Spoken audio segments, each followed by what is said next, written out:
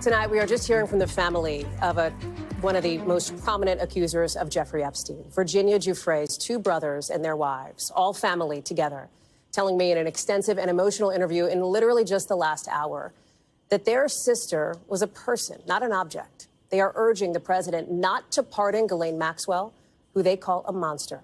Giuffre died by suicide in April. A senior administration official tells NBC News no leniency is being given or discussed. The family of Giuffre says her voice is still with them. We're going to play that conversation now for you in full. So, Danny, you and the family have come out with this statement over the course of the last 24 hours here. Can you tell me a little bit, what prompted you and the family to come out with this statement about everything that's happened in the last couple of days? I think what prompted us to come out was that our sister's name was invoked. And I feel like anything to do with her, since her passing, I think that she has to be represented by her family. She's very clear with us how she wanted her legacy pulled forward, and I didn't want her name to be said and not be clear, if it makes sense. On that note, when you said the president invoked your sister's name, he said specifically that word when he described her as being stolen, having been, quote unquote, stolen. What went through your mind when you heard that?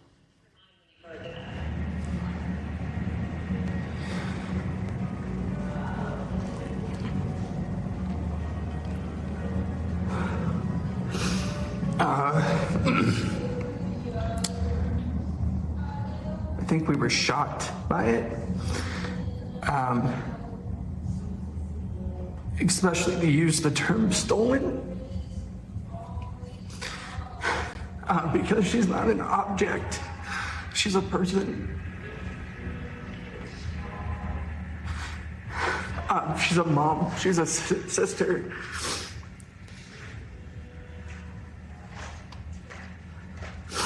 And she was recruited by Maxwell.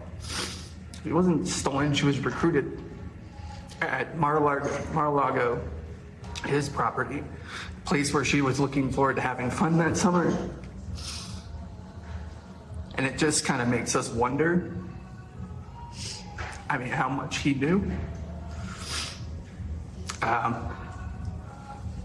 You know, especially, and it's in our statement a couple of years later, you know, he made a statement on Epstein and, you know, how he liked young girls. And so, yeah, it does make us question how much did he know. Sky, you referenced the comment that President Trump made in 2002. You just referenced it there. Did Virginia ever talk about Donald Trump relative to her time at Mar-a-Lago? No. No, that wasn't really a conversation that we had. She was always really good at protecting us from a lot of these things. So no, it wasn't a conversation that we had. Okay. This is so clearly so emotional for you, Sky, of course, and for all of your family. And I wonder, how, with the Epstein case being so prevalent in these last few days, these last few weeks, how has that been for you personally?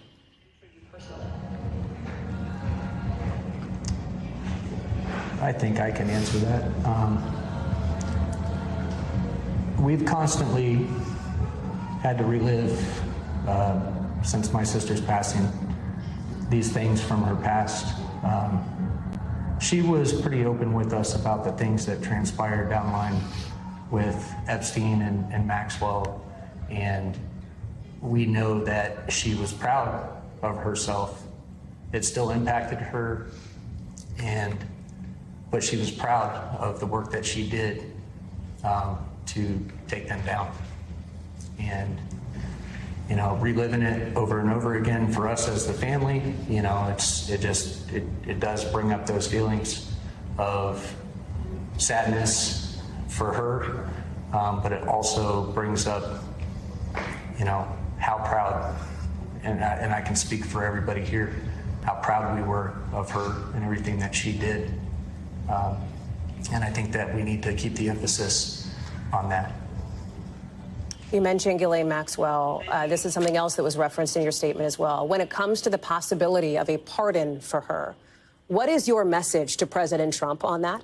I can speak for that. I think the word that comes to mind is it would be an abomination.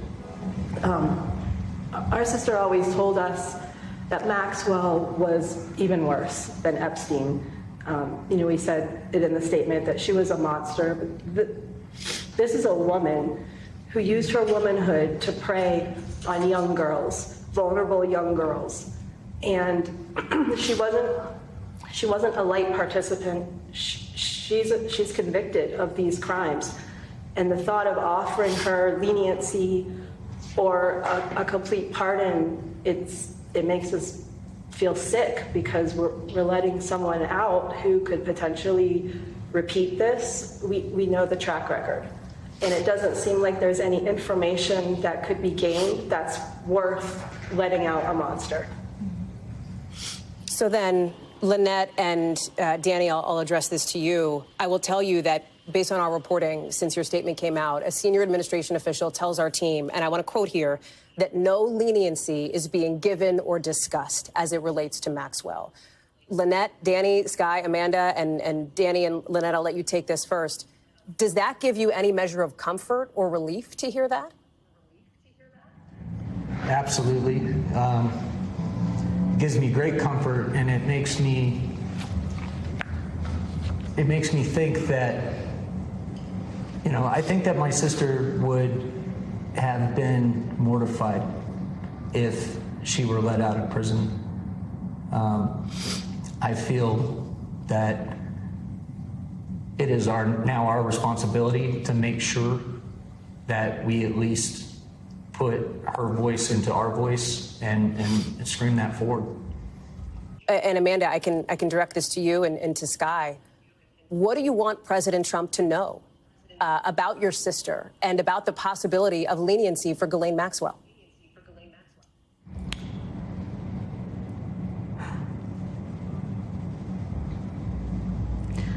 That she wasn't an object, and none of those women who so bravely came forward and fought for the truth at great risk to themselves, they're still living with this trauma. And the idea to let their monster run free, or any type of leniency, any type of break on her, is just, it's an injustice to them. And it's really important that we create a culture and we provide a culture for victims and survivors to come forward, to protect them, to trust them, and believe them. I think that is the biggest highlight that needs to happen here and moving forward, is that survivors deserve the space to be heard always, and that if you were to let her free, it would be silencing them all over again. And that is not a culture that any of us want. The public, they don't want that. Skye, if Maxwell were to receive a pardon at some point, what would that mean for you?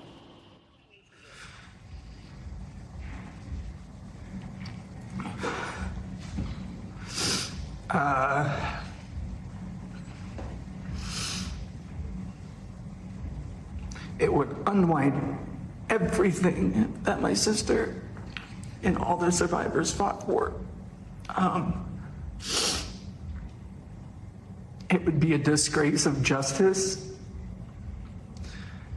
It would be picking abusers over survivors again. And I truly believe that justice isn't finished here, but I certainly think this is a good start. And by not letting her out, it's the right thing to do. Let me ask Skye. And to start learning how to believe. Sorry. I'm sorry, Skye. Nope, please continue. You're okay. I was just gonna say that when are we gonna start believing survivors? I think it's in our culture that we just immediately dismiss them, and I referenced this in a previous interview that we had given. But like, is it gonna take, I mean, I said this about my sister, is it gonna take her to die for us to bleed her? And now we're sitting here now having that conversation. So yes, I think it's important that we believe survivors, we continue to believe survivors, give them the justice that they deserve. Maxwell's attorney last week suggested that she has had a difficult 5 years behind bars, that she's been in difficult conditions, and that she would welcome any relief. Danny, do you believe that Maxwell deserves any relief? No. And that's a quick no. I'm a firm believer that you reap what you sow. If you're going to put that kind of hate into this world, it should be met with hate. And I'm sorry that she's uncomfortable, but she did that to herself. Danny and Lynette, one of the things in the statement here that you write is how even 20 years later, Virginia would wake up screaming about what happened to her. Your sister has talked about and has appeared with other survivors and accusers. Do you see what you're doing here today as a way of carrying on Virginia's legacy? We hope so. I mean, that's our intention. If she were here, it's what she would be doing. And absolutely, this affected her going forward, but she found the strength every day to come forward and try to be that role model for anybody to look at and be able to feel the courage to come forward as well. Danny and Skye, so many people talk about a need for answers here. You yourself in this statement talk about wanting to get answers from President Trump, from others. What are the answers that you're looking for? What burning questions do you think Virginia would have had that she wants answered now?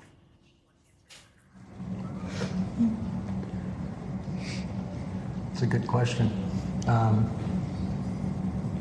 I just think the answers that I think that my sister would have wanted was, you know, he had put these people into prison and they were convicted, and now, you know, this many years later,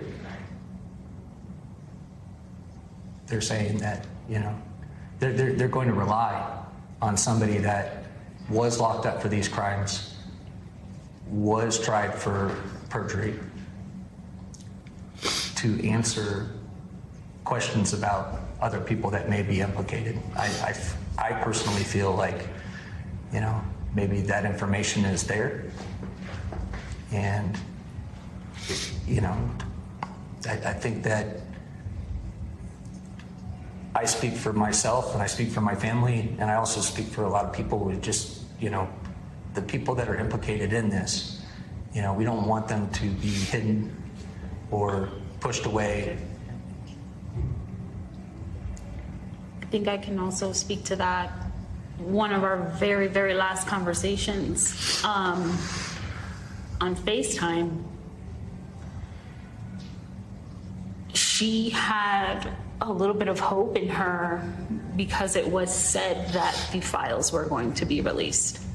And she wanted everything that happened to her very clearly. And everyone who was implicated in that, she wanted that to be released. And she was still fighting for that before she left us.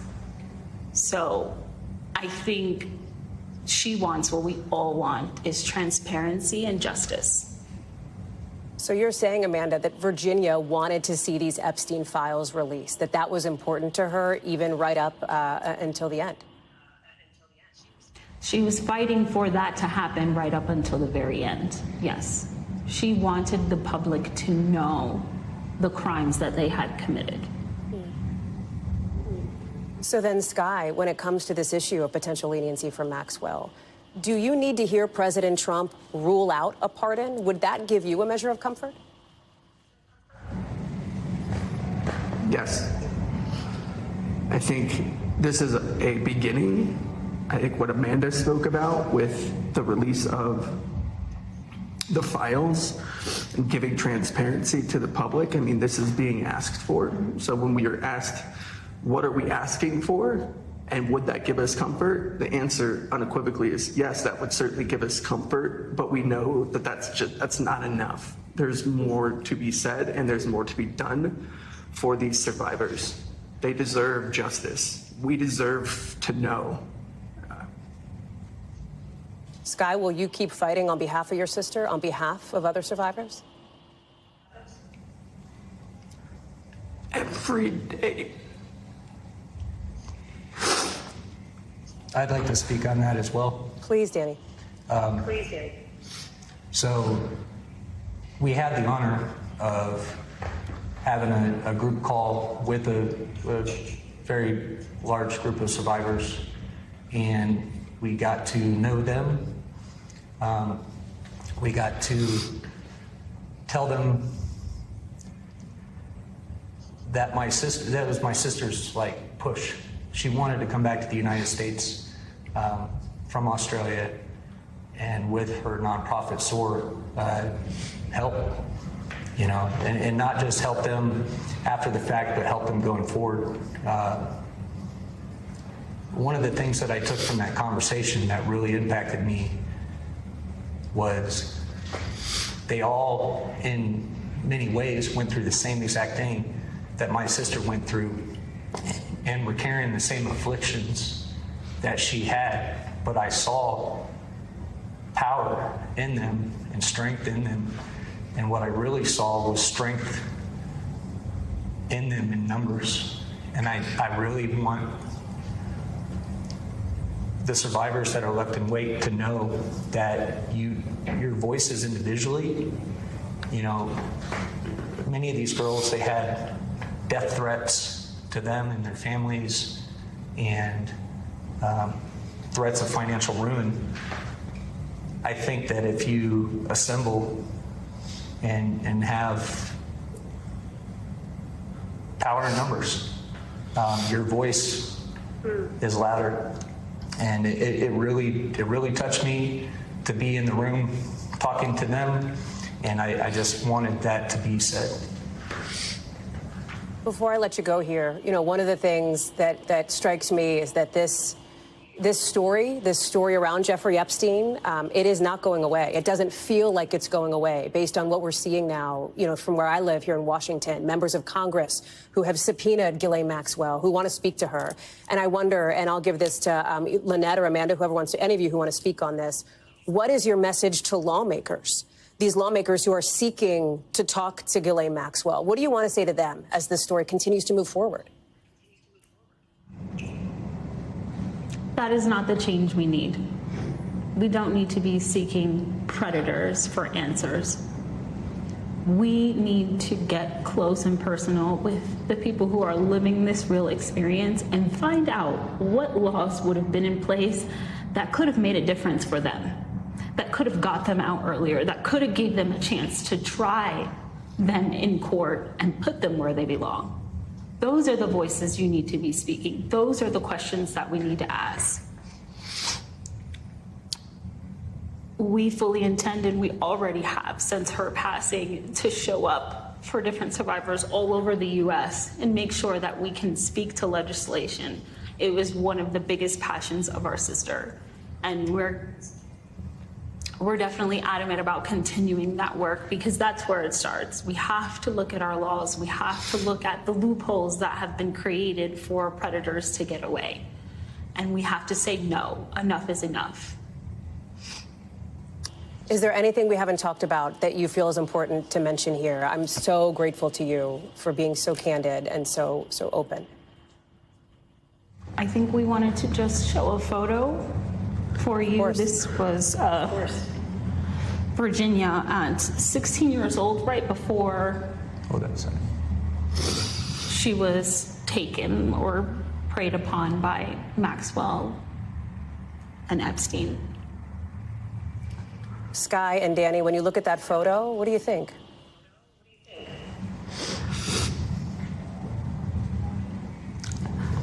What an incredible human being my sister was.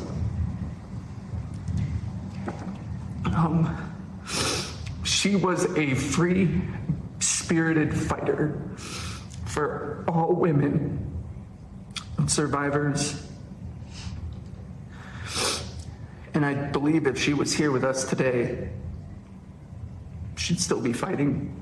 She's still here with us today. It's living through us. It lives through these survivors. Their voice is still here. We thank you for watching, and remember, stay updated on breaking news and top stories on the NBC News app or watch live on our YouTube channel.